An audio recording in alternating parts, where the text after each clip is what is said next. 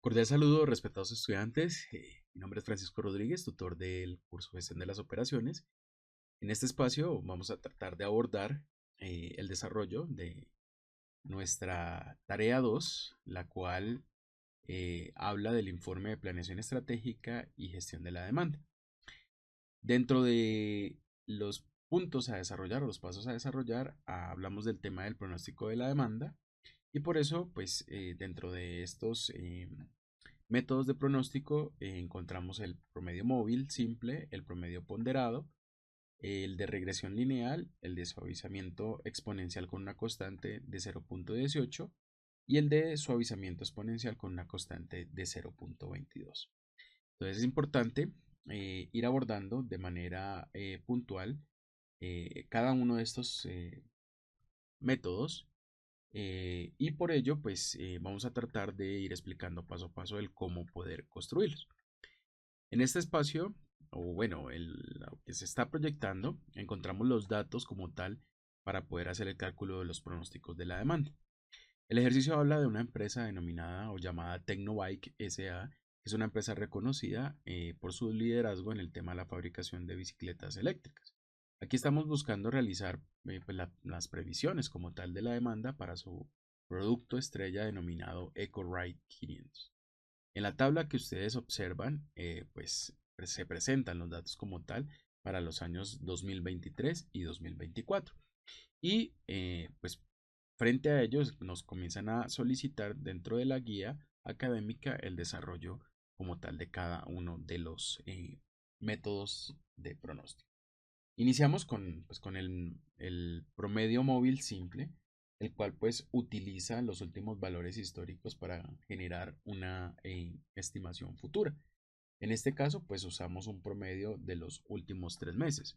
Como pueden ustedes observar en este cuadro que está aquí a la izquierda, pues es algo que se ha extraído de uno de los referentes bibliográficos que se han sugerido. Aquí pues indico la página en la cual la he extraído y aquí podemos observar como tal la tabla con nuestros datos. Nuestra N, con nuestros periodos, vamos a tomar eh, periodos o espacios de 3 meses para poder realizar nuestro pronóstico del año 2025. Entonces, ¿cómo hacemos para calcular ello? Pues aquí les voy a compartir, les voy a ir compartiendo cada una de las respectivas fórmulas, las cuales nos van a permitir pues poder llegar hasta lo que nosotros requerimos. Entonces el promedio móvil me dice que es la sumatoria de la demanda en los periodos n, o sea, en este caso de nuestros 3 periodos y haciendo como tal nuestro promedio. Entonces por ello pues en Excel vamos a utilizar la función promedio. Tomamos para enero el 2025 los 3 meses o los últimos 3 meses del año anterior del 2024 y aquí ya nos va arrojando como tal el dato. Hacemos la proyección como tal para febrero tomando en este caso 2 meses del año anterior, noviembre, diciembre, y en este caso necesitaremos de enero del 2025, que ya lo hemos calculado. Proyecto la fórmula para marzo, en este caso solamente voy a tomar el dato de diciembre del año 2024 y enero y febrero del 2025. Ya ahí en adelante, pues ya voy a comenzar a tomar los promedios del año 2025, como ustedes lo están pudiendo observar. Proyecto la fórmula para que me comience a tomar los datos que necesito. Y como ustedes verifican, por ejemplo, aquí en este caso de agosto está tomando mayo, junio, julio y así sucesivamente hasta llegar a diciembre. ¿Vale? Ahora, cuando nosotros hablamos de cálculo del error de pronóstico, pues vamos a realizarlo utilizando la demanda real menos el valor pronosticado. En este caso, para enero, voy a tomar enero 2024 y le voy a restar enero 2025. Proyecto la fórmula para que me arroje como tal el error del pronóstico para cada uno de los meses y aquí lo he obtenido. Luego voy a utilizar o bueno, voy a calcular el error absoluto, ¿sí? Que es nuestra siguiente columna. ¿Cómo lo calculo? Tomando el valor absoluto del error del pronóstico, o sea, de la demanda real menos el valor pronosticado. Entonces llamo la función absoluto, tomo el valor del error del pronóstico y ya tengo mi valor absoluto en cada uno de los meses. ¿Listo? Ahora, necesito calcular el error cuadrático. ¿Y cómo lo calculo? Pues lo calculo utilizando esta formulita. Entonces tomo, en este caso, la demanda real, ¿cierto? Menos el valor pronosticado y lo elevo al cuadrado. En este caso, voy a tomar la celda del error absoluto y esto lo elevo al cuadrado para poder obtener el error cuadrático. Proyecto la fórmula y aquí ya tenemos nuestros valores. Como ustedes están pudiendo observar, pues es algo, no es tan complejo, es algo muy sencillo, pero es muy necesario para poder, en este caso, ya comenzar a hablar de la desviación absoluta media, del error cuadrático y medio y del coeficiente de variación como tal de la demanda que vamos a calcular. Entonces, vamos a comenzar a hablar, en este caso, puntualmente, vamos a traer aquí esta partecita allá abajo para poder ir observando esta tablita que tenemos aquí en la parte inferior.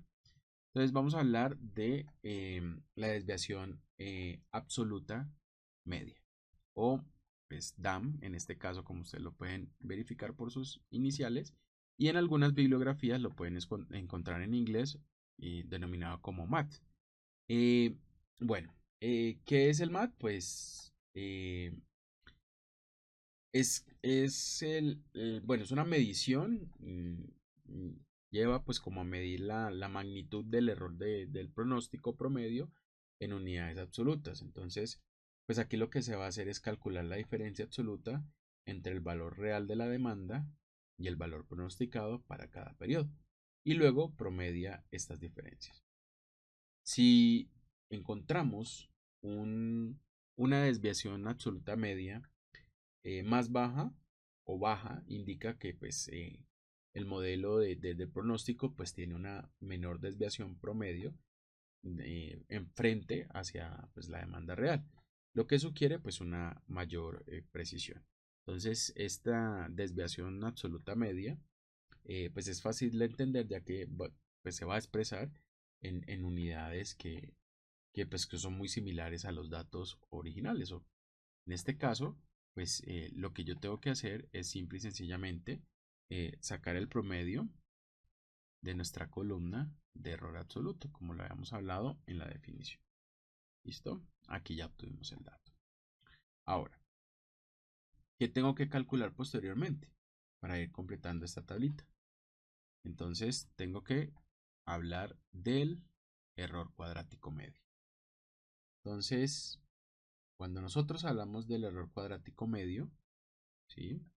O ECM, y si pues lo encontramos en algunas referencias como MSE, ese error cuadrático medio pues eh, mide como tal el error de ese pronóstico promedio que se ha elevado al cuadrado.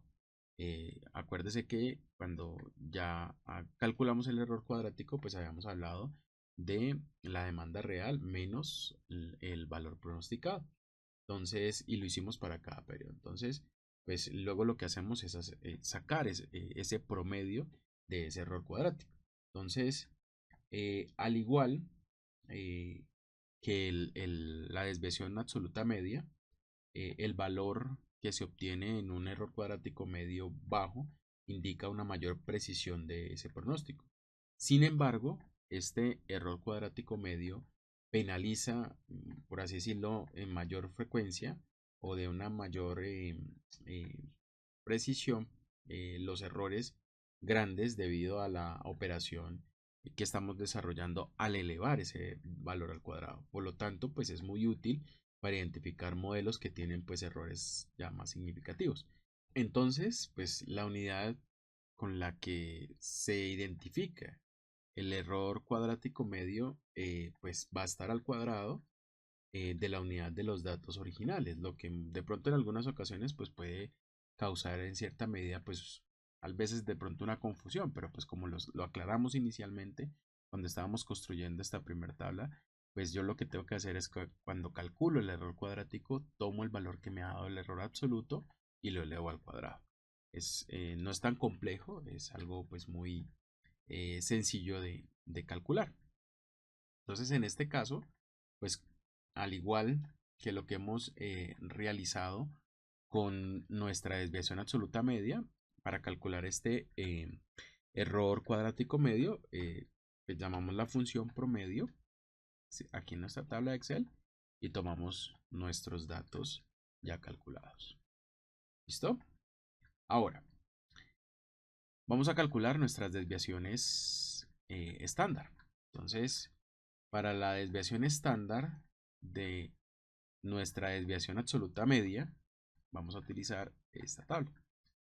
Entonces, en este caso, esta partecita de acá, esta raíz cuadrada de pi medios multiplicado por la desviación absoluta, esta partecita la obtenemos cuando hablamos de las tablas de la normalización en estadística.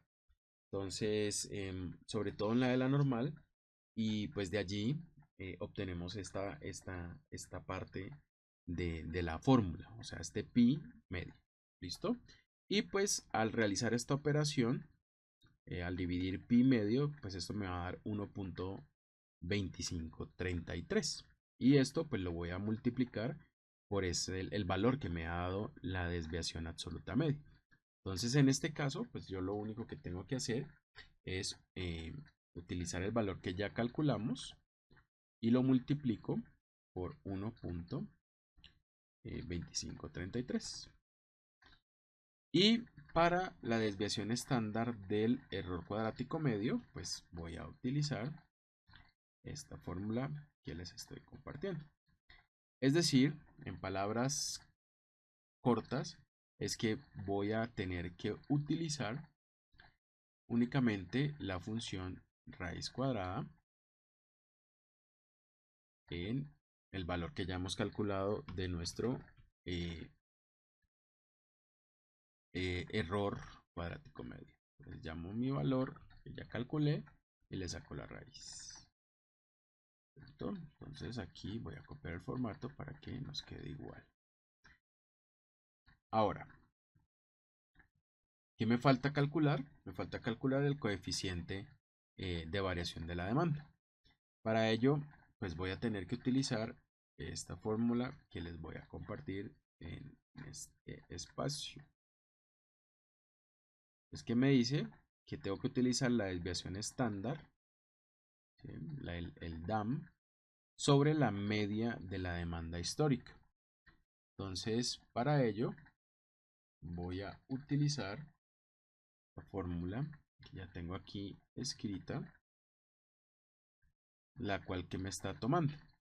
Entonces me toma el valor del DAM, ¿sí? Dividido la media de la demanda histórica. Entonces llamamos la función media geométrica y tomamos los datos que hemos calculado en el pronóstico del año 2025.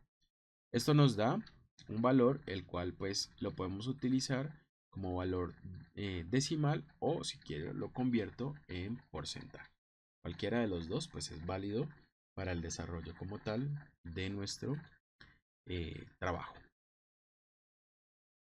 Bueno, entonces es importante indicar que cuando nosotros hablamos, ya calculando como tal el coeficiente de variación de la demanda, que si ese coeficiente de variación es bajo, indica pues una demanda relativamente estable y además una demanda más fácil de pronosticar. Si el coeficiente de variación es alto, sugiere una demanda pues más volátil y pues de pronto una demanda difícil de predecir ya con una exactitud. Entonces, este coeficiente de variación se vuelve muy útil porque pues es una medida adimensional. Lo que va a permitir es comparar la variabilidad entre algunas series de tiempo con diferentes pues escalas o unidades. Entonces, podríamos resumir para este primer método que tanto la desviación absoluta media como el error cuadrático medio son métricas de error que van a cuantificar la diferencia entre los pronósticos y una demanda real. Entonces, un valor más bajo en ambos va a indicar como tal una mejor precisión del pronóstico que nosotros estamos haciendo. Entonces, podríamos también indicar que el error cuadrático medio es más sensible a los errores más grandes. Ahora, en referencia al coeficiente de variación de la demanda, pues esta ya es una medida de variabilidad relativa de la demanda histórica y pues esto puede dar una idea de la dificultad inherente en pronosticar esa demanda.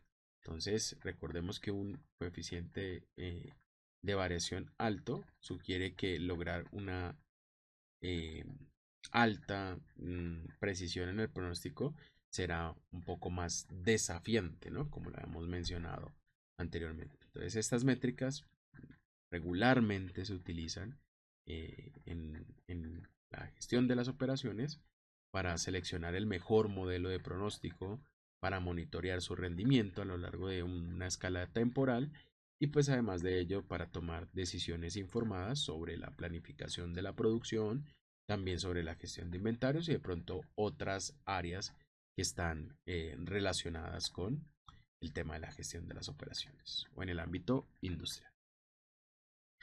Bueno, ahora pasamos a nuestro segundo método, es nuestro promedio eh, ponderado. Y en este caso, pues tenemos que entender de que este asigna pues distintos pesos a los datos más recientes y los datos más recientes pues tienen una mayor influencia que los antiguos. Entonces, según lo que nosotros visualizamos en la guía académica, pues aquí nos brindan unas ponderaciones. Quiere decir que el periodo del mes 1, 2, 3 y 4, que es enero, febrero, marzo y abril, pues tendrá la ponderación de 0.35 o 35%. Para mayo, junio y julio, pues vamos a tener 0.28 o 28%. Eh, perdón, para mayo, junio, julio y agosto. Me estaba dejando agosto por fuera. Y finalmente para septiembre, octubre, noviembre y diciembre, pues vamos a tener una ponderación de 0.37. Ahora, como ya nosotros pudimos ya abordar de dónde salían estos valores o cómo se calculaban, pues nos vamos a enfocar en el tema del cuadro de pronóstico. Entonces, frente a esto, pues vamos a comenzar a calcular el valor para enero. ¿Cómo lo hacemos? Pues hablando del promedio de los últimos 4 meses del año anterior, es decir, septiembre, octubre, noviembre y diciembre, y esto lo multiplicamos por la ponderación que se nos ha otorgado. ¿Listo? En este caso también vamos a hacer lo mismo para el mes de febrero, con el cual pues vamos a lo que vamos a tomar son los 3 meses del año anterior, octubre, noviembre y diciembre, y el mes 4 sería enero del año 2025 y lo multiplicamos por la ponderación que ya habíamos indicado que es del 0.35. Ahora, para marzo es exactamente igual. En este caso, pues vamos a tomar ya solo 2 meses del año anterior, que es noviembre y diciembre, y enero y febrero del 2025 y lo multiplicamos por la ponderación que ya hemos indicado anteriormente. Y para abril, pues en este caso vamos a tomar un mes de año anterior, que es diciembre, y los 3 primeros meses del 2025 y lo multiplicamos por la ponderación indicada, que es ya 0.35.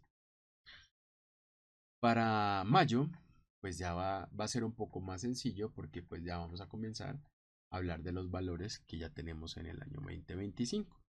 Entonces, en este caso, ya puedo aquí prolongar la respectiva forma. Entonces, como ustedes pueden ver, para mayo toma enero, febrero, marzo y abril. Para junio toma febrero, marzo, abril, mayo y así sucesivamente. Nos podemos observarlo. ¿Listo? Ahora recordemos que el error eh, para calcular el error de pronóstico, pues lo que tenemos que hacer es tomar la demanda real del año anterior, en este caso, enero, y restarle lo pronosticado que es en el 2025. ¿Listo? Y con esto pues hacemos nuestra proyección de nuestra forma. Ahora, en este caso, pues lo mismo el tema del error absoluto. Recordemos que pues el valor absoluto del error. Entonces aquí lo que hacemos es tomar nuevamente nuestra fórmula de absoluto, tomar error de enero y con esto pues proyectamos nuestra fórmula para cada uno de los meses del año 2025. ¿Vale? Y en el tema del error cuadrático, pues lo que vamos a hacer es tomar nuestro valor que hemos obtenido en el error absoluto y con ello elevarlo al cuadrado y prolongar. Como ya vimos cómo calcular o cómo se calcula la desviación absoluta media, el error cuadrático medio y el coeficiente de la variación de la demanda, pues aquí ya está formulado. Entonces, el promedio del error absoluto, el promedio del error cuadrático y al igual las desviaciones de cada uno, según las fórmulas que pudimos observar en el método anterior.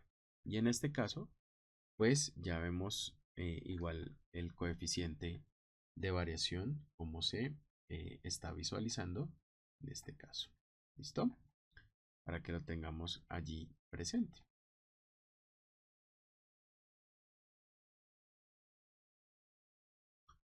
Bueno, entonces revisamos que los valores nos hayan quedado bien calculados. Aquí, por ejemplo, la ponderación ya para septiembre tiene que cogerse el último valor, que es 0.37 o 37%. Y pues esto nos va a permitir tener de una manera adecuada nuestros cálculos. Listo. Entonces ya llevamos nuestro promedio móvil simple y nuestro promedio ponderado. Entonces este coeficiente es el que nos va a permitir a nosotros hacer el análisis y tomar la mejor decisión en referencia a nuestra elección, a nuestro análisis que vamos a tener en algún punto del desarrollo como tal de la guía, ¿vale? Continuando entonces con nuestro tercer método de pronóstico, el método de regresión, pues nos dice que tenemos que hablar de una regresión lineal ajustada a una línea recta. Entonces, pues aquí tenemos que necesariamente hablar de nuestra ecuación de la recta. Entonces, por acá, recordemos que la ecuación de la recta se define como y igual a mx más b. Entonces, inicialmente lo que tenemos que hacer es tomar nuestros datos del año 2024 y tenemos que insertar nuestro gráfico. Vamos aquí a nuestro gráfico de líneas. Entonces ya tenemos nuestro gráfico. Aquí vamos a comenzar a hacer nuestros respectivos ajustes para ponerlo de una manera adecuada. Entonces, hablemos de nuestros datos y vamos a comenzarlo aquí en este caso desde, para que se nos vea un poco más simétrica, 3500.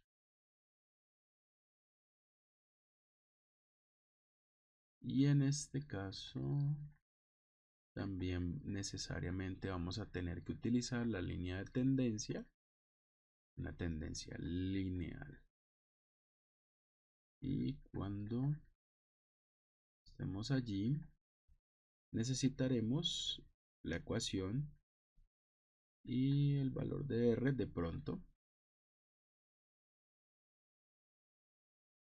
Perfecto. Aquí ya tenemos los valores que vamos a necesitar para el desarrollo de nuestro método. Ahora, basados en la ecuación como tal de la recta, pues vamos a extraer el dato de la pendiente y de la constante. En este caso, tenemos que la pendiente nos arroja un valor de 83.014 y nuestra constante o nuestro punto de corte con el eje vertical o de la Y es 3871.2. Listo. Ya con estos datos, entonces yo ya puedo comenzar a construir nuestra tablita de pronósticos. Entonces, basado en ello, vamos a indicar de que Y pues es el valor como tal que vamos a pronosticar, ¿cierto? Ahora, M, pues ya lo indicamos que es nuestro valor de la pendiente y ya lo calculamos. Ahora, ¿qué nos representa la X? En este caso, la X nos va a representar el valor o el número del mes. En este caso, 1 va a ser para enero, 2 para febrero y así sucesivamente. Y B, como también ya lo indicábamos, es nuestro punto de corte con el eje Y. Entonces, comenzamos a hacer nuestro cálculo, chicos. Entonces, para enero, ¿qué hacemos? Entonces, según lo que nos dice, la fórmula es M, en este caso, ¿cuánto cuesta o cuánto vale? ¿Qué valor tiene? 83.014. Multiplicado por X, que en este caso para enero será el mes 1. Y esto sumado con el valor que tenemos de nuestra constante o nuestro punto de corte con el eje Y, que es 3871.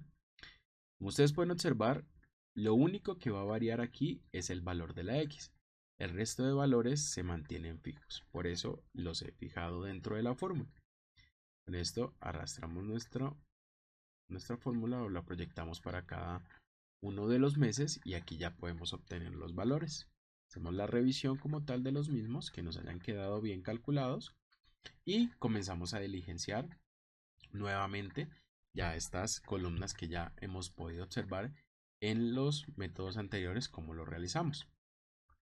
Entonces tomamos esto, le hacemos la proyección de la fórmula, lo mismo aquí en error absoluto, ya sabemos cómo lo calculamos. Ya tenemos como tal dos ejercicios o bueno, dos abordamientos anteriores en los otros métodos que nos permiten ya entender de dónde se obtienen como tal estos valores que necesitamos para poder finalmente obtener nuestras desviaciones y nuestros errores. Listo. Aquí ya quedó. Entonces aquí verificamos que nos hayan quedado bien calculados tanto la desviación absoluta media como el error cuadrático medio y las desviaciones de cada uno de ellos y también nuestro coeficiente de variación y el valor en porcentajes. Listo, chicos, entonces, ¿qué tenemos hasta el momento? Calculado promedio móvil simple, ponderado y ya tenemos nuestra regresión lineal. Bueno, continuando entonces con nuestro siguiente método, nos encontramos con nuestro suavizamiento exponencial y en este caso pues vamos a tener dos constantes diferentes de nuestra variable alfa. En este caso eh, vamos a trabajarlo primero con 0.18 y luego con 0.12. Perdón, 0.22. Entonces, para poder desarrollar este método, entonces vamos a traer nuestra fórmula que nos va a permitir el poder indicar cómo lo vamos a desarrollar. Entonces esta fórmula está compuesta por diferentes variables o aspectos que son importantes para nosotros poder entender de dónde o bueno, cómo vamos a hacer dicho cálculo. Entonces, ese F sub t más 1 nos va a indicar el pronóstico para el siguiente periodo, t más 1. Ahora, esa letra griega alfa, pues nos va a indicar la constante de suavizamiento. En este caso va a ser 0.18. Ahora, esta y sub t, pues nos va a indicar el valor real en el periodo anterior y finalmente nuestra f sub t nos va a indicar el pronóstico para el periodo anterior.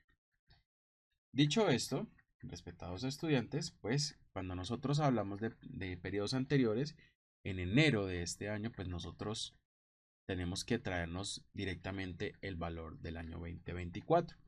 Y a partir de febrero es que podemos ya hacer uso de la fórmula que les he indicado. Entonces aquí ya la tenemos formulada. Vamos a repasarla.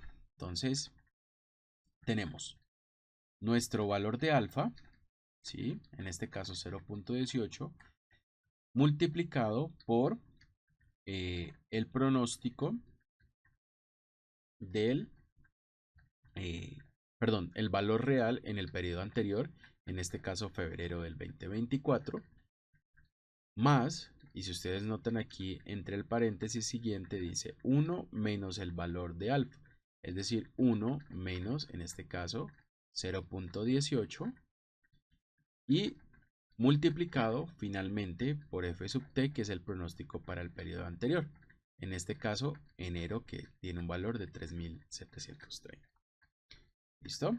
Ahora, como hay algunos valores que no se van a modificar, pues los hemos fijado dichas celdas y lo que hacemos es arrastrar la fórmula hasta obtener el valor del mes 12. Ya esto ya sabemos cómo calcularlo, entonces aquí va a ser un poco más sencillo el poder ir avanzando. En este caso pues nos va a dar 0, pero a nosotros sí nos va a arrojar un valor diferente. Lo mismo aquí en absoluto, pues como ustedes notan, no hay ningún valor negativo, entonces pues prácticamente nos va a devolver el mismo valor que tiene dicha columna del error. Listo, prolongamos nuestra fórmula hasta el mes 12 y finalmente pues vamos a obtener nuestro error cuadrático elevando el valor absoluto al cuadrado. Prolongamos nuestra fórmula y ya tenemos completo nuestro ejercicio, ya que hemos aquí calculado nuestra desviación absoluta media, nuestro error cuadrático medio y también nuestra desviación estándar para la desviación absoluta media y para nuestro error cuadrático medio. Asimismo, se ha hecho el cálculo del coeficiente de variación de la demanda y su valor porcentual. ¿Vale? Entonces, como hemos podido observar, pues ya con lo que nosotros realicemos en este espacio, formulando esta parte de la desviación absoluta media, del error cuadrático medio, de la desviación estándar de la desviación absoluta media y asimismo de la desviación estándar del error cuadrático medio junto con el coeficiente de variación de la demanda, pues esto me va a permitir para los siguientes métodos pues ya tener la formulación aquí y lo único que tengo que hacer es calcular el tema del pronóstico y diligenciar el error absoluto, el error cuadrático, que ya pues también podemos obtener las fórmulas de los métodos de pronóstico anteriormente indicados. Bueno, para ya el suavizamiento exponencial utilizando un alfa de 0.22, pues vamos a tener exactamente lo mismo que realizamos con 0.18. Entonces lo que vamos a proceder es a copiar todas estas formulitas que nos van a aplicar igualmente para nuestro ejercicio con un alfa de 0.22. ¿Ok? Y también nos va a servir exactamente la misma formulación. Lo único que va a variar es que ya no va a ser de 0.18 sino 0.22. Entonces a partir de febrero pues yo voy a extraer la fórmula que me va a servir para poder calcular nuestro ejercicio con 0.22. Proyectamos la fórmula. ¿Listo? E inclusive aquí esto lo podemos copiar y pegar, darle un pegado especial con fórmula para poder verificar esto. ¿Listo? Entonces, como ustedes pueden observar, aquí hacemos la verificación de que haya quedado bien formulado. Mismo el tema del error absoluto. Bien, rápidamente. Y del error cuadrático. ¿Listo? Y ya tenemos nuestra desviación absoluta media calculada, nuestro error cuadrático medio con sus desviaciones estándar cada uno y finalmente el coeficiente. Listo, chicos, entonces ya hemos podido desarrollar los 5 métodos de pronósticos que pues exigen dentro de la guía académica. Ya allí podrán ustedes desarrollar como tal eh, su respectivo eh, análisis, ¿sí? Entonces deben consolidar los resultados, deben analizar los pronósticos. Cada uno de ustedes debe hacerlo y debe mostrar cuáles son las conclusiones o cuál es la conclusión que ustedes cada uno saca para poder realizar la selección del método de pronóstico que más se adecue pues al producto que estamos intentando manejar en nuestra empresa modelo.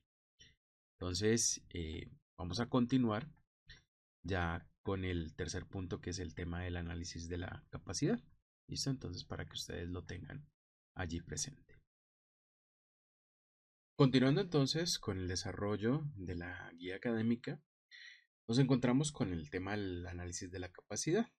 Entonces, aquí el objetivo es, como lo indica el texto, determinar la capacidad de diseño, la utilización y la eficiencia como tal de la planta que tiene Tecnobike SA al ensamblar sus productos. Entonces, por ello nos dan unos datos iniciales para llegar hacia ello. Es importante entender, chicos, que, por ejemplo, la capacidad efectiva es la producción máxima que una instalación puede alcanzar en condiciones normales de operación, considerando pues como tal las limitaciones reales como mantenimientos, como programaciones, como el tema de la eficiencia esperada. Ahora, cuando hablamos de la utilización de la línea de producción, entendemos que es el porcentaje como tal de la capacidad de diseño que se está utilizando realmente. Entonces mide qué tan cerca pues está la producción actual del máximo potencial ideal que pueda tener dicha planta. Y finalmente, pues cuando hablamos de esa eficiencia, pues es el porcentaje de la capacidad efectiva que se está alcanzando realmente. Entonces, esta mide que también se está utilizando la capacidad disponible pues en condiciones de manera muy normal. Ahora, cuando hablamos de los datos, pues el ejercicio indica que la semana pasada la planta de Tecnobike SA ensambló un total de 4.800 unidades de bicicletas EcoRide 500. La capacidad efectiva de la instalación es de 12.500 unidades. La línea de producción opera 6 días a la semana en 3 turnos de 6 horas cada uno. Y pues es importante destacar que la línea fue diseñada para ensamblar bicicletas EcoRide 500 a una tasa de producción de 95 unidades por hora. Entonces aquí tenemos, en este caso, en este cuadrito, como tal los datos, el resumen como tal de esos datos. Ahora, ¿cuál es la producción semanal? El ejercicio nos indica que son 4.800 bicicletas EcoRide 500. Ahora, ¿cuál es la capacidad efectiva? Entonces nos indica el ejercicio que son 12.500 unidades. Los días laborales por semana, el ejercicio nos dice que son 6 días a la semana. ¿Cuál es la jornada laboral diaria? En este caso, son 6 horas en turnos, o sea, 3 turnos de 6 horas cada uno de ellos. Y la tasa de producción de diseño, en este caso hablamos de 95 unidades por hora.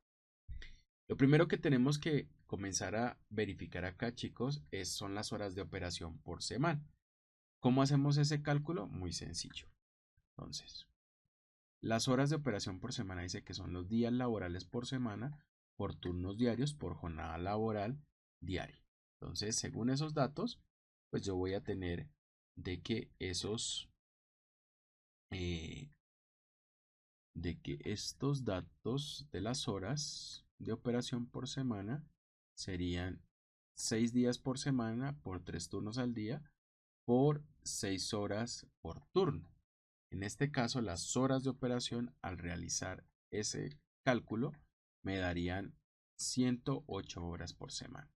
Si ustedes toman los 6 días por semana, los 3 turnos por las 6 horas de cada turno, podrán verificar que eso me da las 108. ¿Listo? Ahora, cuando yo hablo de la capacidad de diseño, que es uno de los primeros datos que nos solicitan calcular, pues yo tengo que indicar que la capacidad de diseño la voy a calcular tomando la tasa de producción diseñada por las horas de operación por semana. Por eso era importante calcular estas horas de operación. Entonces, la capacidad la voy a obtener al multiplicar las 95 unidades por hora por las 108 que son las horas de operación. Entonces, en este caso, en esta casilla, yo voy a tomar esas 95 horas, ¿cierto? Entonces, tomo estas 95 y las multiplico por estas 108. Si quiero tomarlas como 108 horas, que lo tengo aquí en la celda, que ya la tengo, si no, vuelvo y hago la multiplicación. En este caso me ha quedado aquí un más y aquí es un por. Aquí es una multiplicación, una suma. Listo. Eso me arroja que la capacidad de diseño es de 10.260. ¿Qué debo de calcular posteriormente a ello? La utilización, en este caso, copiamos aquí, utilización de la línea de producción.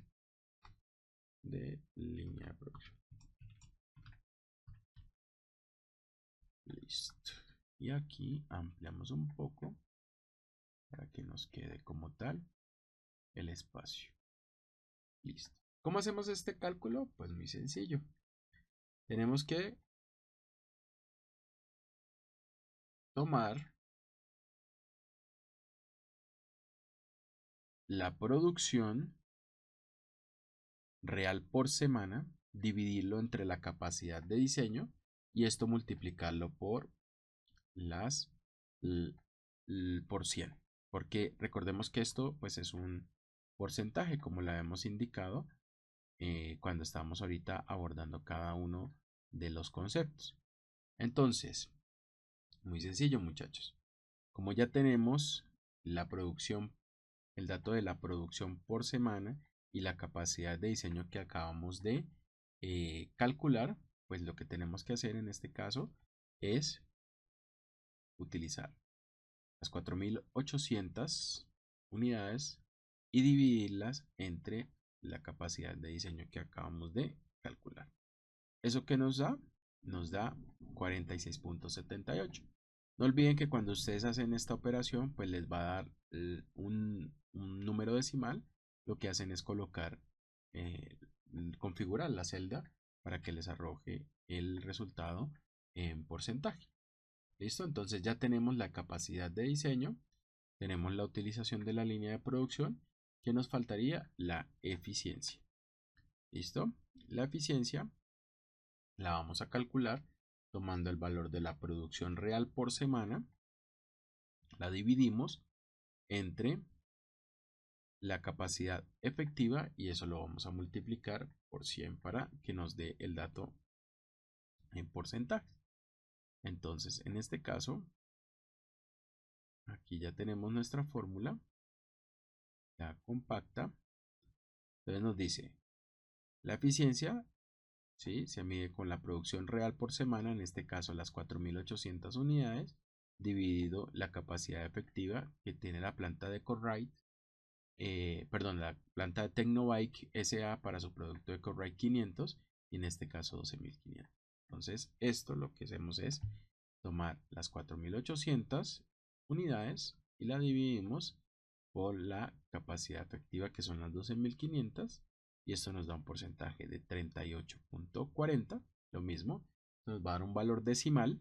Lo importante es configurarla para que nos quede el valor por ciento. Bueno, aquí ya tenemos entonces como tal el desarrollo de la capacidad, bueno, el análisis de la capacidad. Bueno, llegamos a nuestro paso 4 de nuestra guía académica. En este caso, se habla del análisis de cuello de botella.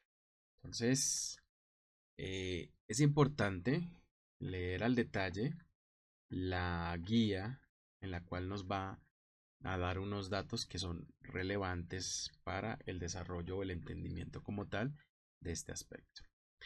En esta parte he podido traer como tal por cada proceso el tiempo que toma esto en segundos.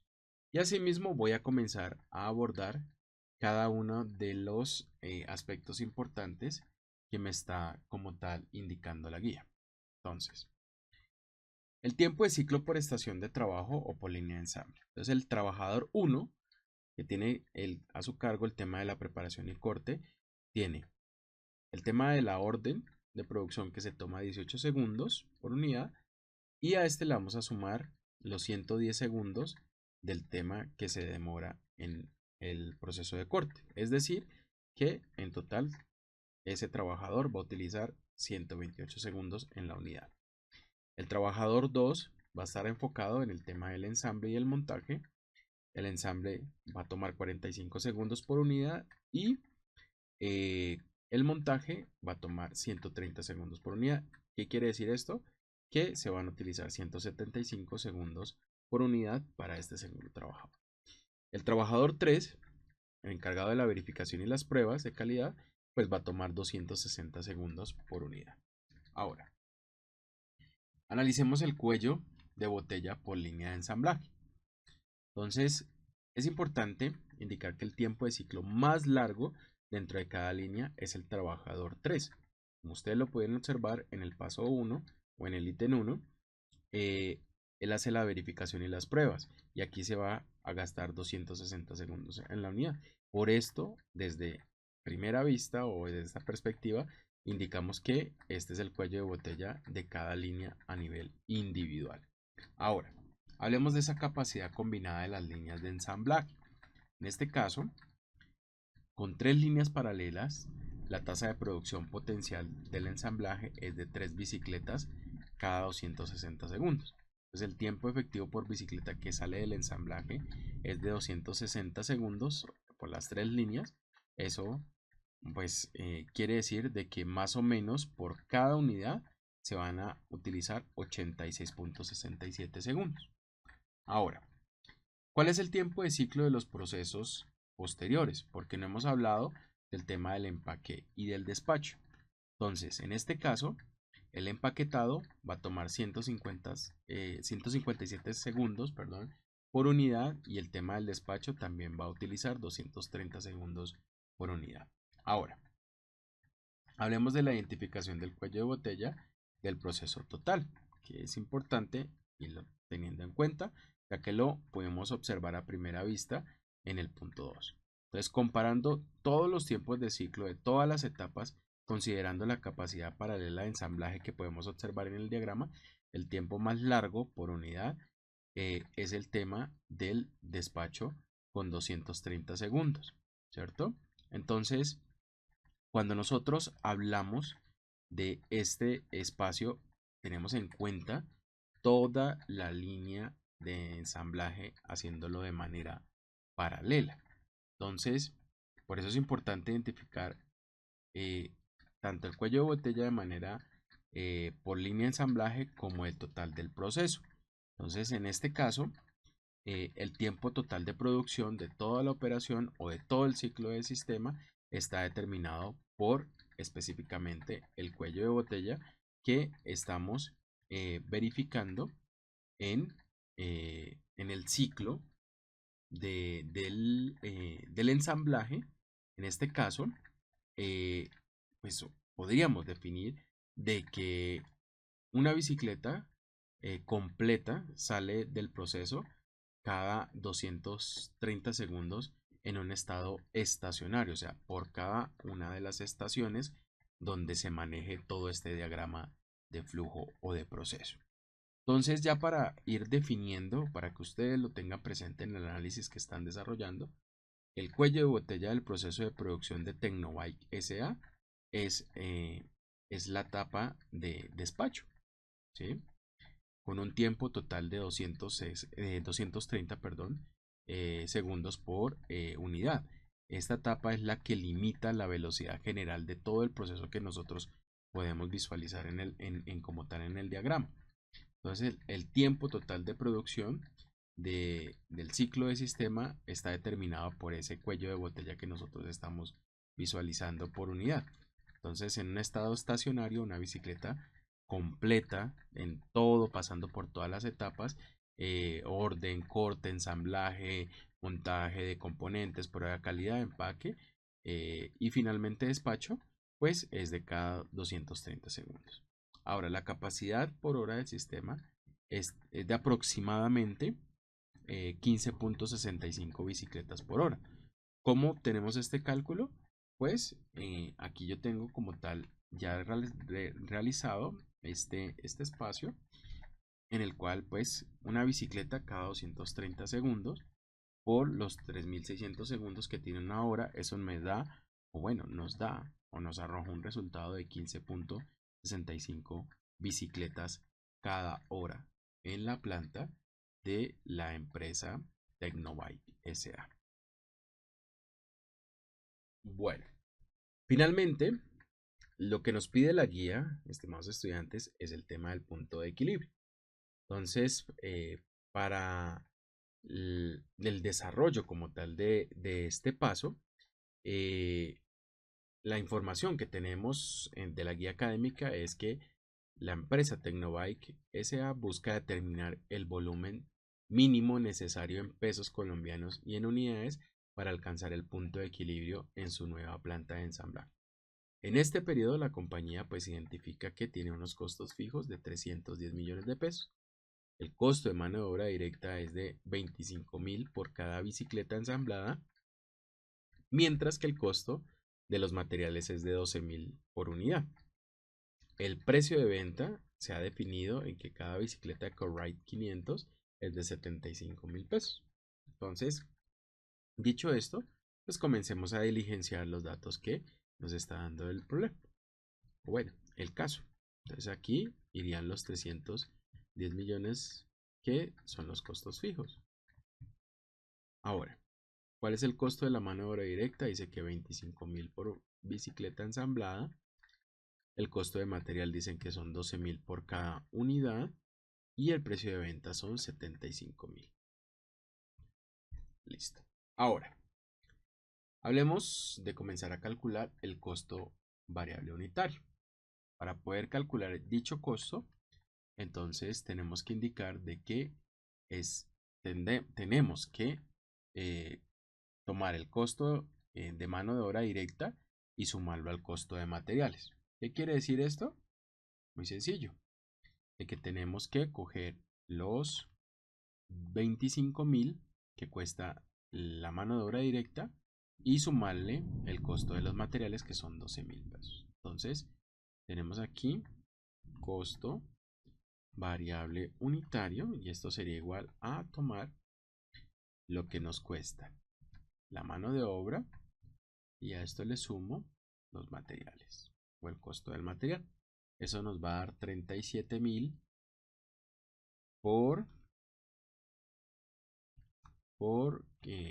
bicicleta, bueno, por cada bicicleta eco ride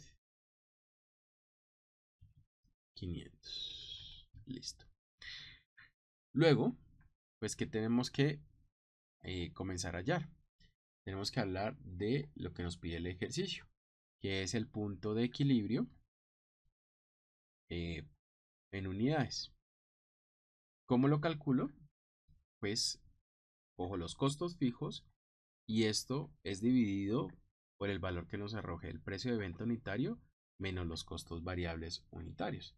En este caso, pues si yo hablo del punto de equilibrio en unidades, tengo que hablar de los costos fijos, que son 310 millones, los precio de venta unitario, que son los 75.000, que me indica el problema, que aquí me pase un 0, menos los costos variables unitarios que los acabamos de calcular, ¿cierto? Entonces, si yo tengo este cálculo por hacer,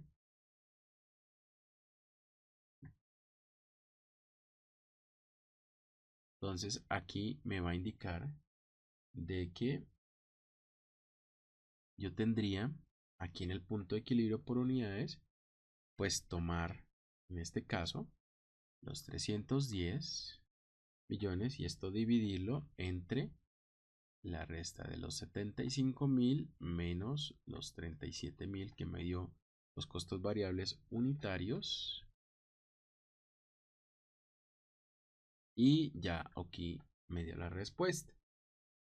Como necesito unidades enteras, pues aquí lo que hago es llamar la fórmula de entero para que me redondee esta cifra y me diga que son 8.157 unidades que tengo que tener para, bueno, o tiene que tener Tecnobyte para llegar a su punto de equilibrio. Ahora